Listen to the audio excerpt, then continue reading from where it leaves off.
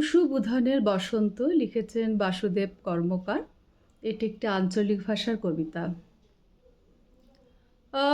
টুসু, তুই কোথায় যাচ্ছিস? শুন কেন টুকুর মোর কথা। দুদিন পরেই হোলির পরব, ভুলিস নি তুই সে কথা। সকালবেলায় তোকে লিঙে যাব টুকুন পলাশ বনে, জমিং দুজনায় খেলব হোলি, আনন্দ হবে দারুণ মনে। মুলজা, ইখন কি আর পাকামো করা মোর সাজে? সকালবেলায় যেতে হবে বাবুদের ওই বাড়ির কাজে।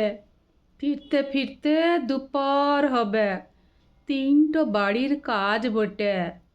রংটো খেলার সময় কোথা, ঢঙের কথাটো রাখ তবে। ই কথাটো বলে টুসু মনে দিলি অনেকটো ব্যথা। রাখ না কেন হোলির দিনটো আমার লাগে একটু ফাঁকা।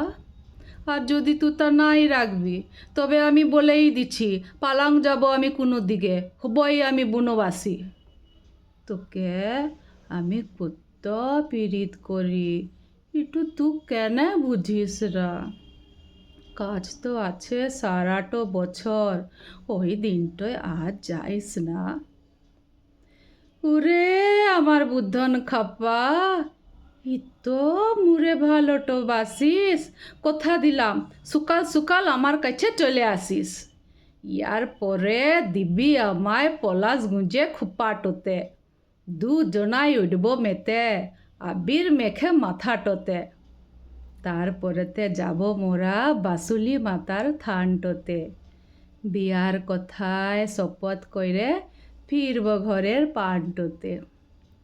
খুশিতে ওয়াদের জল এসে যায় দু চোখের দু কোনাটোতে। আবির নিয়ে খেলবে হোলি পলাশ ডাঙায় দুজনাতে।